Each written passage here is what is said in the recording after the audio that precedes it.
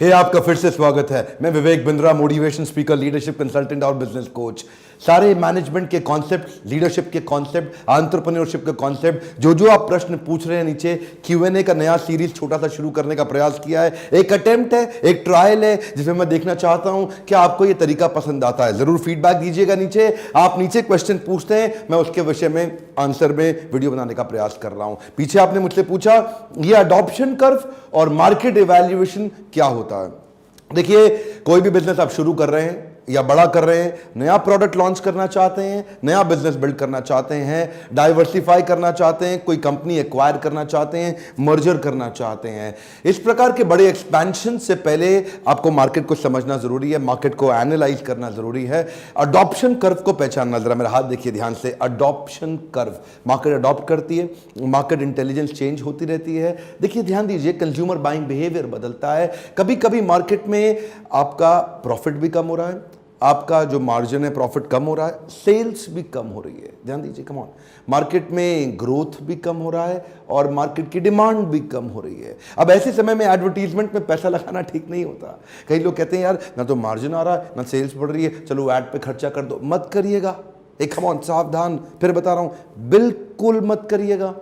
ये समय वो है जब आपको या तो प्रोडक्ट बदलना है या इंडस्ट्री बदलनी है। मार्केट का एनालिसिस करना जरूरी है। इसी को बोलते हैं अडॉप्शन कर्व। धंधे में शुरुआत करने से पहले सबसे पहले देखिए, जिस भी बिजनेस में आप घुसने जा रहे हैं, उस प्रोडक्ट की नीड, उसकी अर्जेंसी कितनी ज्यादा है। अर्जेंसी ऑफ द प्रोडक्ट, वो सबसे इंपॉर्टेंट चीज है। कितना अर्जेंटली नीडेड है वो प्रोडक्ट। कोई ऐसी चीज तो नहीं बना रहे जिसकी कोई जरूरत ही नहीं है मार्केट में। कोई ऐसी चीज तो नहीं बना रहे जो देखने में तो यूनिक लग रही है, लेकिन द क्वांटम ऑफ नीड बहुत कम है उसकी, रेलेवेंस ऑफ नीड बहुत कम है उसकी, तो वो लंबा चलेगा ही नहीं। अच्छा, बिजनेस में घुसते वक्त देखिएगा उस बिजनेस का मार्केट साइज है कितना बड़ा। मार्केट साइज का मतलब है अंडर वाटर जाली बुनने की ट्रेनिंग, उसकी मार्केट साइज बहुत कम होगी भाई। लेकिन कैंसर की बीमारी का ट्रीटमेंट, उसकी मार्केट साइज बहुत बड़ा है। डायबिटीज की बीमारी का ट्रीटमेंट, उसका मार्केट साइज बहुत बड़ा है। आप जिस बिजनेस में घुस रहे हैं उसका मार्केट साइज देखिए। उसके बाद देखिए उसका कोका कैसा है। कोका के ऊपर मैं एक वीडियो भी बनाया था, आपने देखा होगा शायद। कोका का मतलब है कॉस्ट ऑफ कस्टमर एक्विजिशन, यानी कि एक कस्टमर को एक्वायर करने में कितना खर्चा लग जाता है, बड़ा महंगा पड़ता है कस्टमर एक्वायर करने में। तो आपकी स्केलेबिलिटी ड्रिवन कॉस्ट भी ज़्यादा आएगी। तो मार्केट में घुसने से पहले 2 बार सोचना पड़ेगा, 4 बार सोचना पड़ेगा। नया कस्टमर पकड़ने में कितनी मेहनत, देखिए एफर्ट भी एक कॉस्ट है, पैसा भी एक कॉस्ट है, मेहनत भी एक कॉस्ट है, धन जो लगता है वो भी एक कॉस्ट है। दोनों कॉस्ट को इवैल्यूएट करिए। अच्छा, अब आप बिजनेस के बारे में सोच ही चुके हैं ना कि आपको करना है, तो एक कॉस्ट ऑफ कस्टमर डिलाइट भी चेक कर लीजिए। कॉस्ट ऑफ कस्टमर सेटिस्फैक्शन कह लो या कॉस्ट ऑफ कस्टमर डिलाइट कह लो। इसका मतलब क्या हुआ कि एक कस्टमर पूरी तरह संतुष्ट और खुश और अच्छा महसूस करने में आपका कितना पैसा, कितना समय और कितनी ताकत लगने वाली है। बड़ा महत्वपूर्ण है समझना। कि कई बार क्या होता है, कुछ ऐसे बिजनेस हैं जिसमें बहुत बड़ी चुनौती है कस्टमर को डिलाइट दे पाना, क्रिएट कर पाना। आपके लिए कैसा है वो?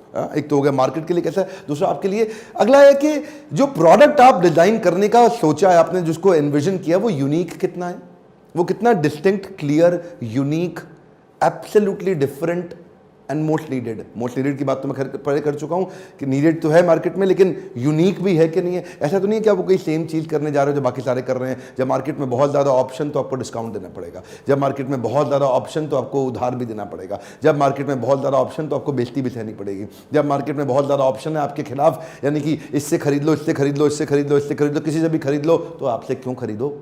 क्यों खरीदो आपसे?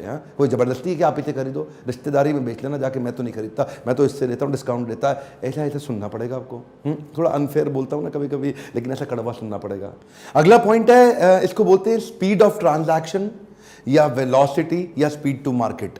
इसको भी समझना पड़ेगा। अलग अलग मैनेजमेंट यूनिवर्सिटीज़ मैंने देखा है यूरोप में और यूएस में अलग अलग तरीके से बोलती है। ये जो स्पीड ऑफ ट्रांजैक्शन है, ये जो वेलोसिटी है, स्पीड टू मार्केट का मतलब क्या है?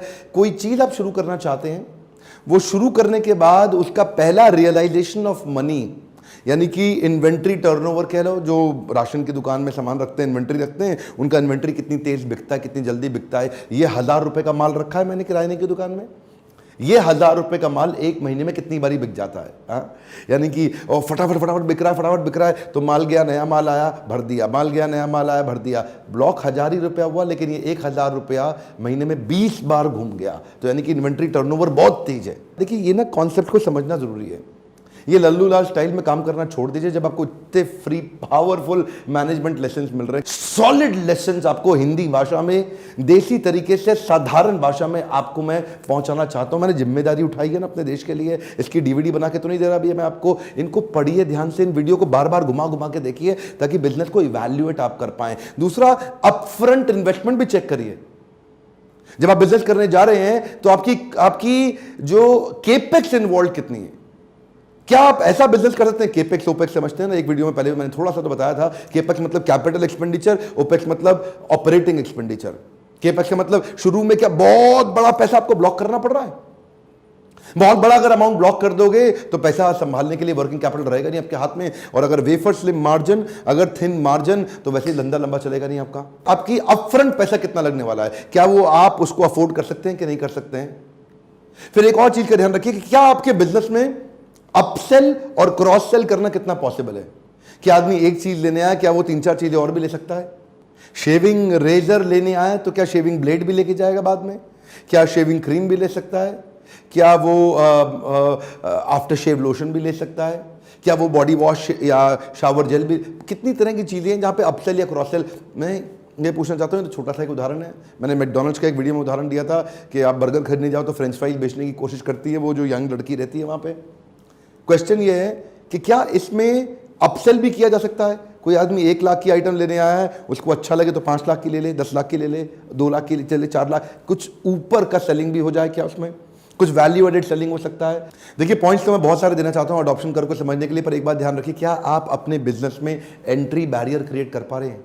एंट्री बैरियर का मतलब क्या है, जहां से मोनोपोली क्रिएट किया जा सकता है। ये मोनोपोली क्रिएट करना बड़ा मुश्किल है, जिससे आप थोड़ा सा एवरग्रीन और longer duration of sustainable business build कर सकें। कितना ज़्यादा लंबे समय तक ग्रीनरी आप मेंटेन कर पाएंगे अपने बिजनेस में। ग्रीनरी मतलब वो हरे हरे पत्ते, जो हरे हरे नोट, कितने लंबे समय तक आप मेंटेन कर पाएंगे जो आपके पास आते रहें। ऐसा तो नहीं कि साल 2 साल के अंदर कोई भी आया, कॉपी मारा, आपको उड़ाया, खत्म कर दिया आपके ट्रांजैक्शनल बिजनेस को, गेम ओवर। आपके कस्टमर को कितना ग्रेटिफाई कर पाएंगे जिससे आपका रिकरिंग रेवेन्यू मॉडल बिल्ड हो जाए और आपकी सस्टेनेबिलिटी बनी रहे। ये बहुत इंपॉर्टेंट है क्योंकि कोई भी ट्रांजैक्शनल बिजनेस के अंदर आएगा आपको 1 मिनट में उखाड़ देगा। ये मेरा बड़ा ही फेवरेट सब्जेक्ट है। मैंने बहुत सारे लॉस मेकिंग कंपनीज को प्रॉफिट मेकिंग बनाया, कई ऑर्गेनाइजेशंस को नेक्स्ट लेवल पे जे कर्व ला के दिया है। लीडरशिप फनल में हम लोग रोज यही काम करते हैं, अभी हमारी रोज की एक्सपर्टीज है। इस वीडियो में देखते ही देखते मैंने कई काम के पॉइंट बोल दिए हैं। मैं रिक्वेस्ट करूंगा, पहली बार में बात समझ में हर एक को आना बड़ा थोड़ा कठिन होता है, मेरी स्पीड भी ज़्यादा रखता हूँ, टाइम ना लगे, 2-3 बार वीडियो को घुमाइए, इसको देखिए, इसमें कई इंपॉर्टेंट टिप्स हैं जो आपको नए तरीके से सोचने में मदद करेंगे। अडॉप्शन कर्व को समझना, मार्केट को एनालाइज करना जरूरी है। लीडरशिप फनल में दिन रात हम आपके सारे क्वेश्चंस को डायरेक्टली फेस टू फेस रूबरू होकर के डील करते हैं। इसी नंबर पे फोन करके चेक करिए अगला बैच कब है। अगर आप में थोड़ा सा भी इंटरेस्ट है तो एटलीस्ट फोन करके बात करके चेक करिए। और अगर आप लीडरशिप फनल में नहीं आ सकते, लो टिकट प्राइस पे बाउंस बैक सीरीज के इवेंट देश भर में हम कर रहे हैं। इसके देश भर के कैलेंडर लॉन्च हो चुके हैं, रिलीज हो चुके हैं। चेक करके फोन करके कि आपके शहर के नजदीक मैं कब आ रहा हूं।